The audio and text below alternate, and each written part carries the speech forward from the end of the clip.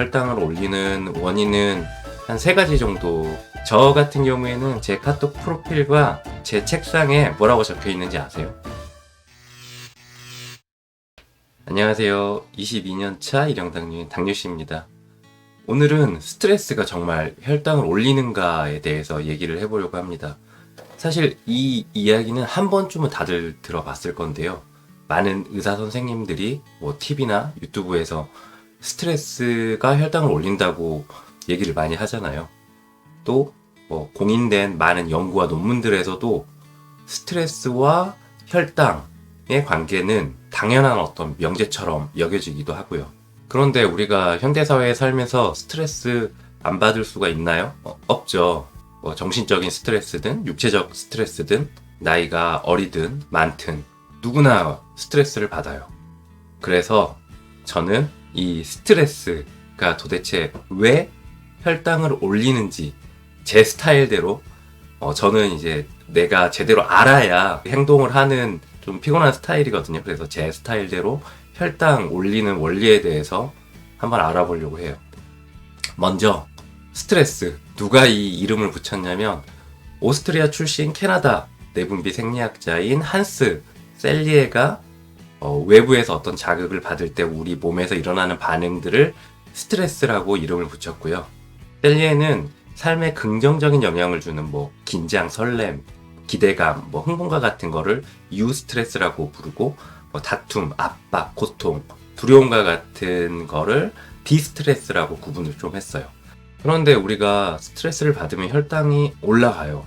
이 혈당을 올리는 원인은 한 3가지 정도가 있어요. 첫 번째는 많이들 아시는 스트레스 호르몬이라고 하는 코티졸 호르몬 때문이에요.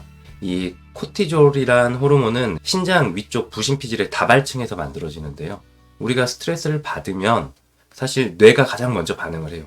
뇌의 시상하부에서 CRF, 코르티코트로핀 릴리징 팩터라는 인자를 분비하고, 이 CRF는 시상하부 바로 아래의 뇌하수체에서 부신피질 자극 호르몬인 ACTH를 분비시키고, 최종적으로는 이 부신피질에서 여러 호르몬들이 만들어지는데 이 중 대표적으로 만들어지는 글루코코르티코이드가 있고요.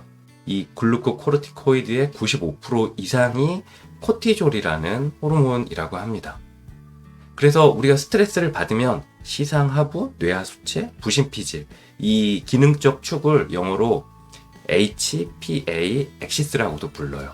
이 코티졸 호르몬이 하는 가장 큰 역할이 혈당을 상승시키는 거예요.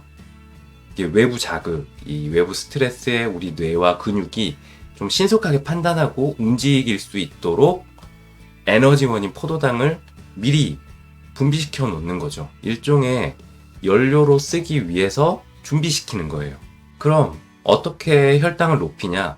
이 코티졸의 기능은 간에 저장되어 있는 글리코겐을 분해시켜서 포도당으로 만들어서 내보내기도 하고, 또 근육이나 간의 단백질, 젖산 등으로부터 당을 만들어내기도 해요. 그리고 또 이 당이 말초에서 이렇게 흡수되지 않고 이렇게 간에 모으기도 해요. 아무튼 이 코티졸이라는 호르몬이 사실 나쁜 호르몬은 아니에요.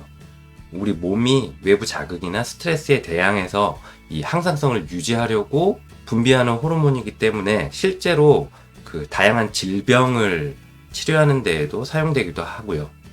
그런데 이게 몸 안에서 포도당을 만들어서 혈중에 내보내니까 우리 같은 당뇨인들에게는 사실 좋지 않죠.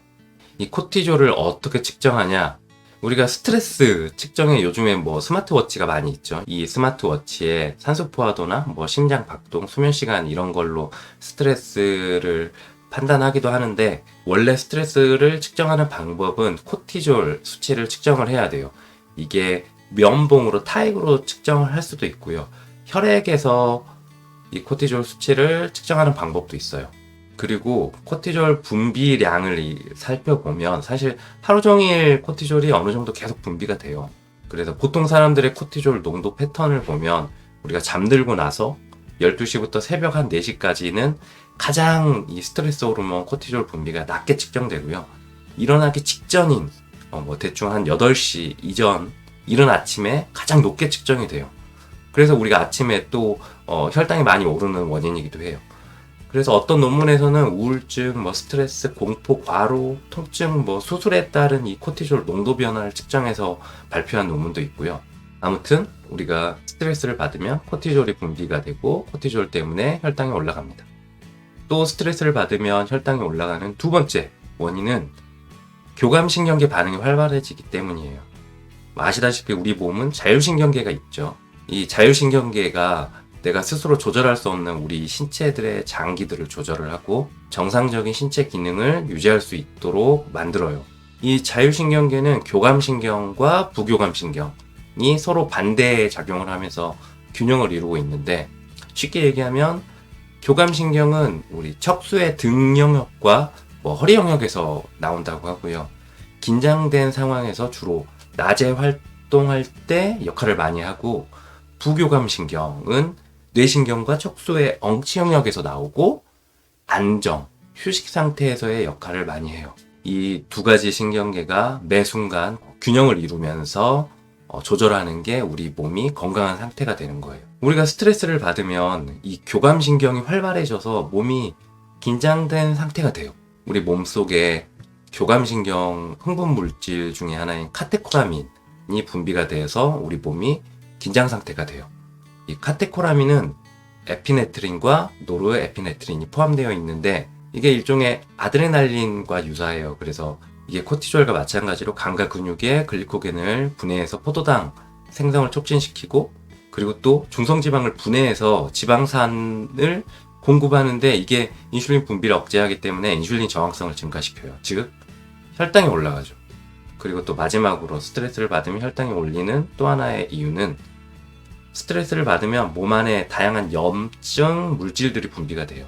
이 염증 물질들이 중성지방을 분해시켜서 지방산을 만들고, 이 역시 인슐린 저항성을 증가시키는 원인이 됩니다.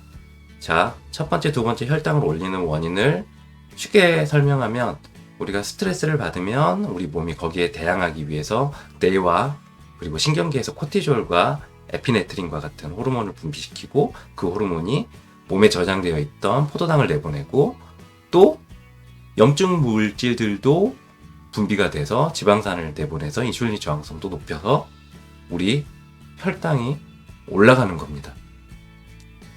빠르게 너무 빨리 설명드렸나요? 이해되시나요? 그래서 우리는 가능하면 스트레스를 덜 받을 수 있도록 관리를 해야 되고, 어쩌면 우리가 조절할 수 있는 이 자율신경에서의 교감신경 대신에 부교감신경을 활성화하기 위해서 좀 몸을 편안한 상태로 만들어야 혈당이 덜 올라가는 거예요. 이렇게 생각하면 우리가 스트레스 받지 말아야 할 필연적인 이유가 생기죠. 그런데 제가 서두에도 말씀드렸듯이 현대사회에 살면서 우리 스트레스 안 받을 수가 있나요? 어쩔 수 없이 다양한 스트레스를 받게 되는데, 그래서 우리는 그 스트레스를 현명하게 해소하는 방법을 고민을 해야 돼요. 그 방법으로는 운동도 좋고, 친구와 수다 떠는 것도 좋고, 잠을 자는 것도 좋고, 어떤 방식이 되었든 스트레스가 당뇨인에게 좋지 않다는 사실 꼭 기억하시고요. 단순하게 스트레스 안 좋아, 만병의 근원이야, 이게 아닌, 스트레스를 받게 되면 우리 몸속에 다양한 호르몬들이 분비가 되고 자율신경의 교감신경계가 활성화돼서 혈당이 올라가니까 스트레스 관리를 해야지, 이런 마음가짐이 생기면 우리가 스트레스 관리를 잘할 수 있지 않을까요? 저 같은 경우에는 제 카톡 프로필과 제 책상에 뭐라고 적혀 있는지 아세요? 너그럽게 받아들이는 마음.